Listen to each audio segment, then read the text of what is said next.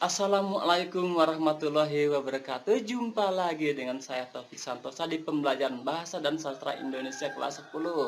Kalian sudah siap belajar? Nah, Bapak hari ini tanggal 24 Juli 2020, Bapak meminta maaf pada kalian karena seharusnya Bapak ada di classroom meeting hari ini, tetapi Bapak tidak melakukannya dengan alasan Bapak banyak. Hari ini ada pertemuan, perpisahan dan pertemuan peralihan pejabat di sekolah kita dengan kepala sekolah yang baru. Jadi Bapak minta maaf pada kalian tidak bisa hadir di ruangan room meeting hari ini. Tapi mudah-mudahan kalian tetap sehat. Mudah-mudahan kalian tetap bersemangat dalam belajar ya. Di sini Bapak menggunakan sebuah board, harusnya ada di kelas. Bapak ganti boardnya dengan PowerPoint ya, dengan PowerPoint. Sekarang kita akan belajar mengenai laporan hasil observasi.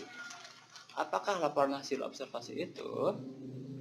Nah, laporan hasil observasi adalah pembacaan teks dan pembuatan teks observasi yang dihasilkan oleh kalian atau orang lain ya. Di sini kita akan belajar menginterpretasi laporan hasil observasi. Di antaranya, yang pertama, mengidentifikasi isi teks hasil laporan hasil observasi. Bagaimana cara mengidentifikasinya? Kalian menentukan hal-hal apa saja yang ada dalam teks tersebut. Di antaranya, yang pertama, adakah di sana teori? Teorinya bagaimana? Contohnya, buku adalah sebuah kumpulan tulisan menurut materi tertentu yang dapat dibaca orang lain berdasarkan beberapa halaman, ada judul bukunya, ada lembar pengesahan dari penerbitnya, dan ada juga ISBN. Nomor-nomor tersebut digunakan untuk menandai buku itu telah diproduksi dan dimiliki oleh seseorang pengarang ya. Yang kedua, menyusun ringkasan isi pokok teks laporan hasil observasi. Kenapa hal ini harus ada? Karena menyusun ringkasan mempermudah kalian membaca kembali. Kira-kira isinya tentang apa? Saya lupa. Isi laporan hasil observasi yang saya baca kembali tentang apa? Makanya kalian disediakan penyusunan ringkasan tersebut agar mempermudah. Oh, dulu berarti saya membaca ringkasan tentang ini. Oh, ternyata rame ya. Jadi ingin baca lagi, itu terserah kalian mau baca lagi atau tidak. Jadi untuk mengingatkan kalian apa yang sudah kalian pelajari dalam buku teks laporan hasil observasi tersebut. Dan selanjutnya menyimpulkan fungsi teks laporan hasil observasi. Nah, fungsi teks laporan hasil observasi itu berbagai macam. Di antaranya ada yang berupa makalah untuk menyimpulkan bahwa isi suatu pelajaran itu adalah ini. Misalkan bagaimana pelajaran tentang manusia yang memamah biak. Artinya manusia memakan sesuatu lalu dikumpulkan di dalam lambung kalian, kemudian dengan enzim peptin dan lesin diolah menjadi sebuah sari-sari makanan yang disalurkan kemudian ke tubuh kalian melalui darah.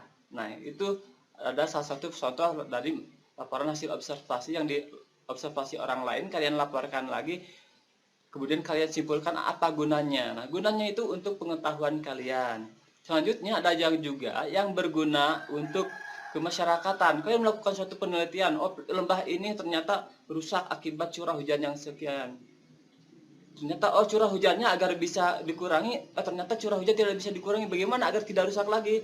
Kalian tanam pohon dan lain sebagainya, kemudian kalian melaporkannya kepada dinas-dinas pertanian melalui yang ditandatangani oleh kepala sekolah kalian, kemudian kalian laporkan ke dinas pertanian, ke dinas PU, dan ke dinas terkait yang lainnya, terutama ke kecamatan, agar jalan tersebut atau daerah tersebut dapat diperbaiki dengan penanaman pohon dan lain sebagainya. Ternyata oh kalian ternyata bermanfaat sekali ketika belajar di SMA ya, ternyata kalian bisa memperbaiki lahan-lahan yang rusak dengan penanaman pohon atau reboisasi misalkan seperti itu ya.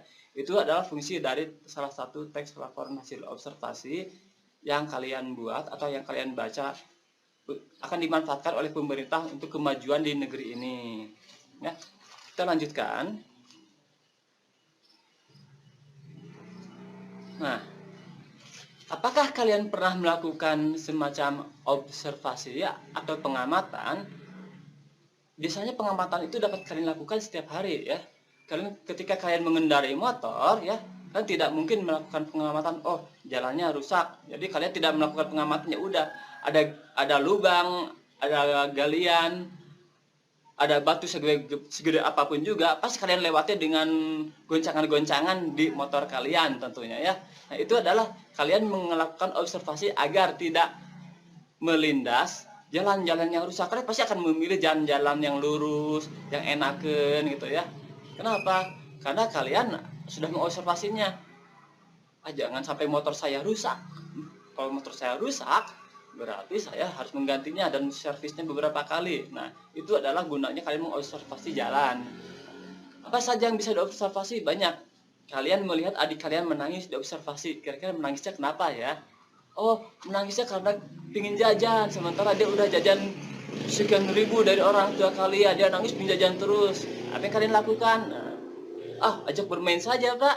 Kan enak ajak bermain, jadi tidak nangis lagi. Saya juga jadi punya teman main. Nah, itu bisa kalian lakukan ya. Pernahkah kalian membuat laporan hasil observasi? Biasanya di SMP observasi itu yang paling mudah yang pernah dilakukan anak bapak ya. Misalkan menanam biji pohon kacang hijau di beberapa bahan tertentu. Contohnya di kardus, di gelas biasa, atau di plastik khusus, atau di pot dan yang lain sebagainya. Memelihara ikan itu sebenarnya adalah bahan-bahan yang akan kalian lakukan untuk observasi. Masa menanam ikan bisa diobservasi? Iya, itu bisa jadi observasi. Kira-kira ikan kalian akan bertambah besar di air yang seperti apa, ikan kalian akan lebih bagus dalam beranaknya di lingkungan yang seperti apa, kolamnya seperti apa, airnya seperti apa. Itu yang dapat kalian lakukan untuk kesejahteraan kalian di masa depan ya. Pak, saya mah tidak akan menanam ikan, saya tidak akan memelihara ikan, saya tidak akan menanam pohon, saya mah inginnya kerja jadi pilot. Ya itu bagus, kalian harus mengobservasi juga pelajaran-pelajaran apa yang nilainya bagus untuk menjadi seorang pilot. Hal apa sajakah yang kalian cantumkan dalam laporan hasil observasi?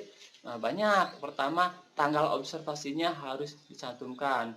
Yang paling bagus adalah kalian mencantumkan tanggal observasi, apa yang diobservasi, berapa lama observasi tersebut, apa saja bahannya, apa perkiraan hasil yang hasil dari observasi tersebut. Misalkan setelah observasi, saya belum observasi nih, pasti tanaman saya akan sangat banyak sekali setelah 1 bulan kalian menanam pohon kacang hijau. Itu adalah hal yang akan kalian cantumkan, hipotesis awalnya. Nah, hipotesis tersebut dapat kalian gabungkan kembali. Kira-kira kalian lakukan observasi, ternyata 1 bulan itu pohon kacang hijau saya belum berbuah. Berarti hipotesisnya gagal. Tapi penelitian kalian tetap bagus. Bagusnya apa? Kalian melakukan penelitian dengan pencatatan untuk mengobservasi. Meskipun hasilnya gagal, tapi kalian ada penelitiannya tetap berhasil. Apa yang berhasil dalam penelitiannya? Kalian sudah melakukan suatu pengamatan, ya. Selanjutnya, kalian harus menentukan setelah kalian melakukan pengamatan, kira-kira menurut kalian sendiri nih, apakah pengertian hasil laporan observasi itu? Ya, jadi apa sih pengertian laporan hasil observasi itu? Silakan berpendapat sendiri. Bapak menghargai pendapat kalian. Tentunya dalam bentuk video dan catatan yang dikirim ke Google Classroom masing-masing ya. Ingat, dikirim ke Google Classroom masing-masing. Nah, di sana kalian lakukan. Mudah-mudahan kalian mengerti dalam pembacaan kali ini. Nah, bagaimana cara membaca yang baik dalam laporan hasil observasi?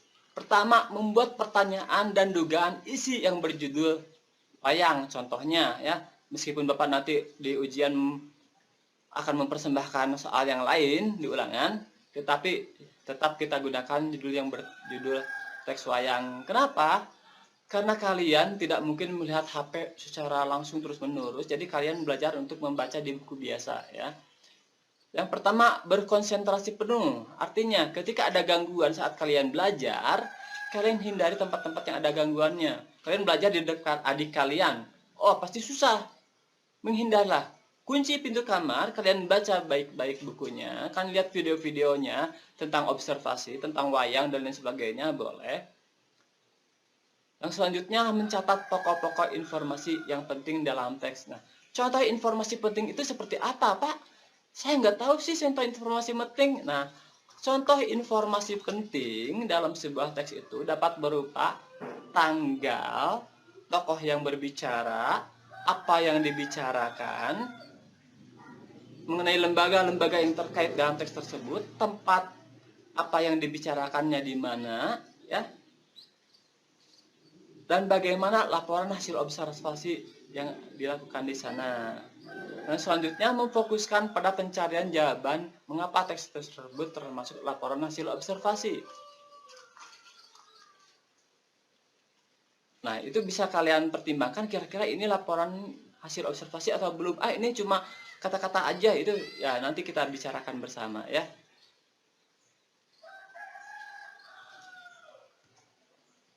Nah, ini adalah salah satu teksnya. Silahkan baca teks berikut yang ada di buku bahasa Indonesia juga ya. Silahkan lihat halamannya, halaman berapa. Kalau yang tidak punya buku, ya download dari Google Classroom. Silahkan download. Kalian dapat mematikan juga Zoom meetingnya. Setelah Zoom meeting dimatikan, silahkan kalian gabung lagi di Zoom meeting setelah kalian selesai membaca teks tersebut ya. Bapak akan tunggu kalian di sini. Nah, ternyata teks tersebut dimasukkan dalam teks laporan hasil observasi karena ditulis berdasarkan hasil pengamatan atau observasi. Buktinya bagaimana kalian melakukan pengamatan itu tidak bisa kalian melihat sesuatu langsung lakukan pengamatan, ditulis. Tapi kalian harus menyertakan kalau kalian meneliti di sekolah atau meneliti di luar, kalian harus mendapatkan izin dari guru bersangkutan, guru bahasa Indonesia atau guru yang pelajaran lain juga yang meneliti, tanda tangan wali kelas, tanda tangan dari wakil kepala sekolah kesiswaan, tanda tangan kepala sekolah, kemudian kalian ajukan ke tempat observasi kalian. Observasi misalkan di daerah lingkungan kalian ajukan ke RT RW atau ke kelurahan.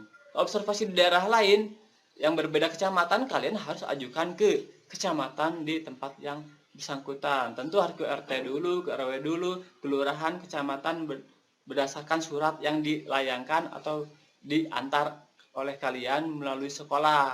Harus ada tanda tangan kepala sekolah. Kalau tidak, berarti kalian tidak melakukan observasi.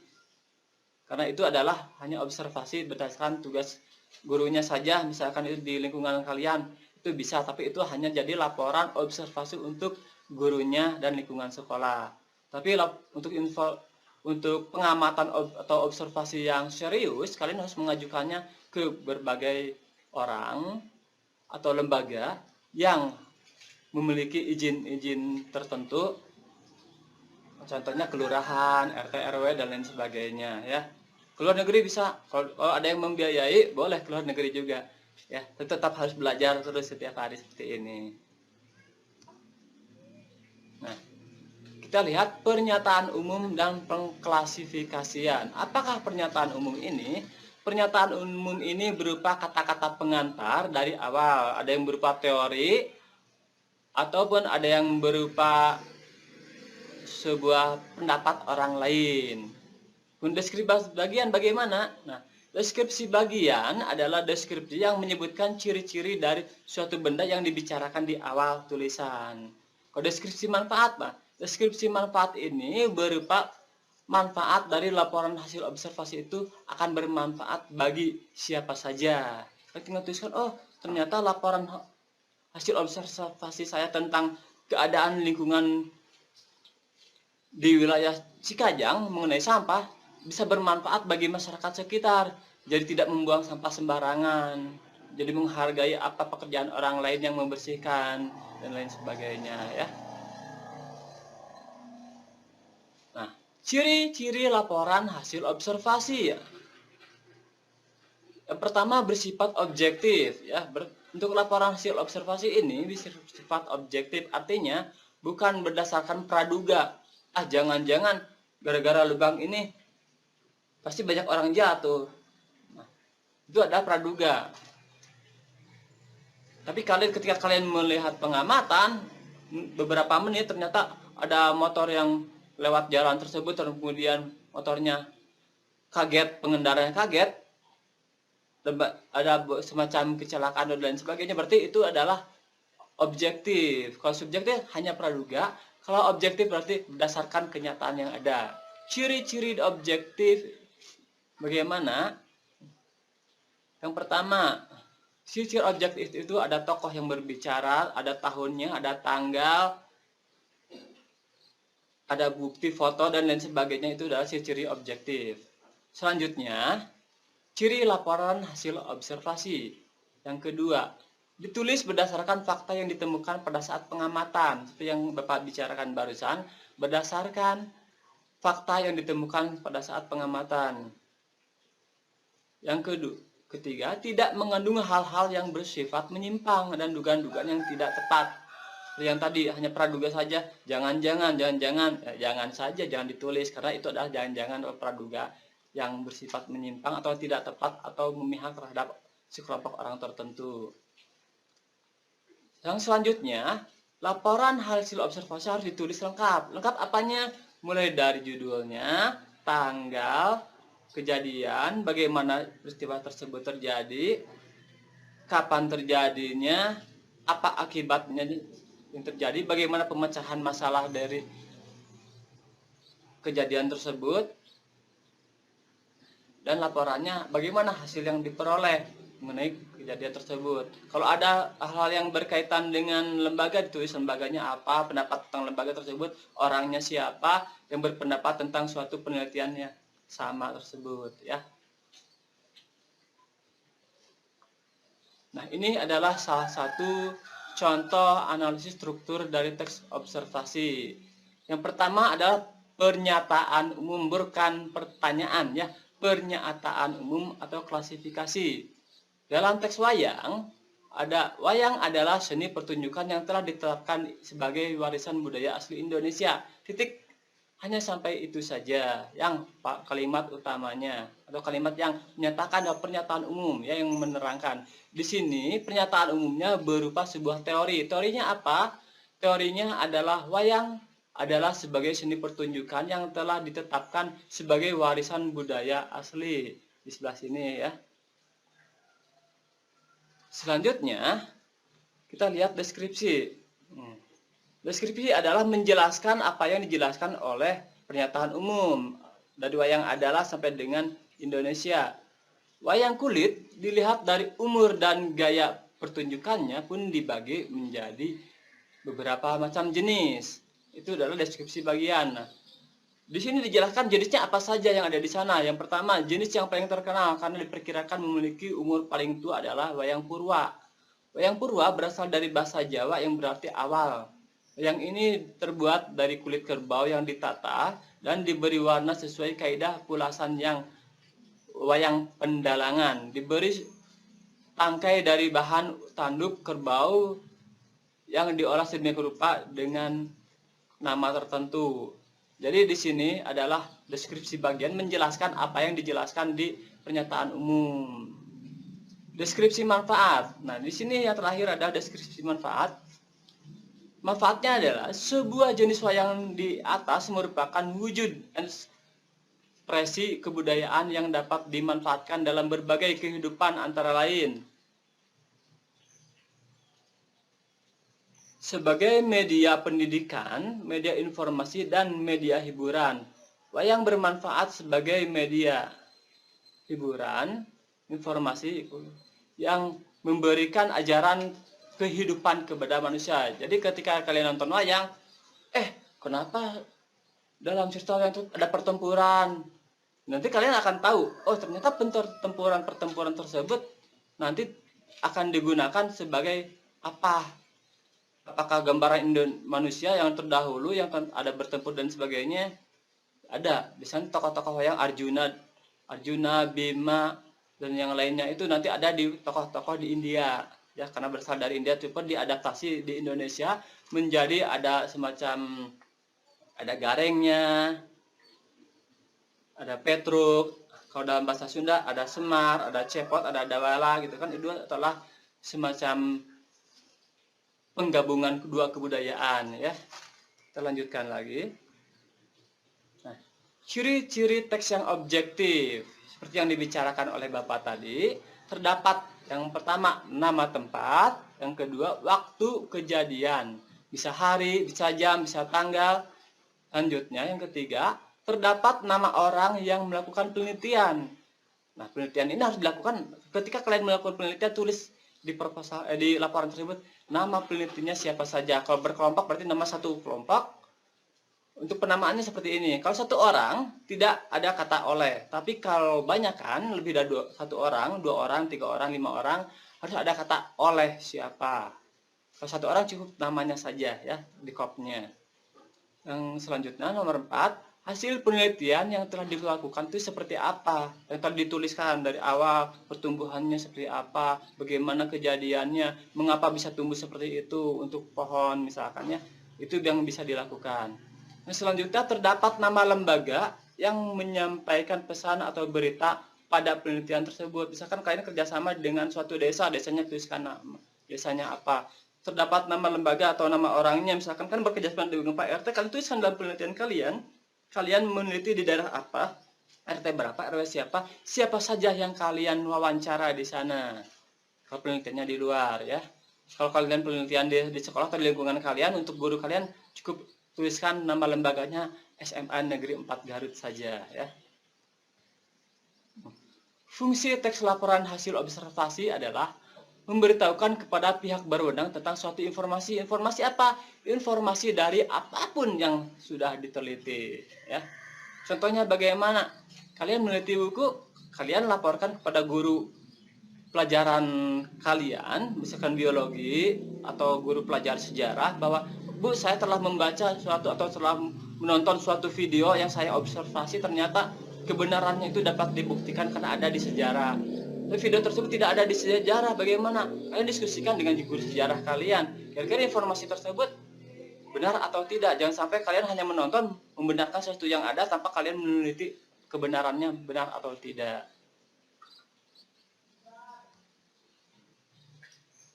Selanjutnya, menyusun ringkasan teks laporan hasil observasi akan kita pelajari pada pertemuan selanjutnya ya, tentang apakah ringkasan itu, bagaimana cara membuat ringkasan, dan apa manfaat ringkasan tersebut. Kita akan pelajari pada pertemuan selanjutnya.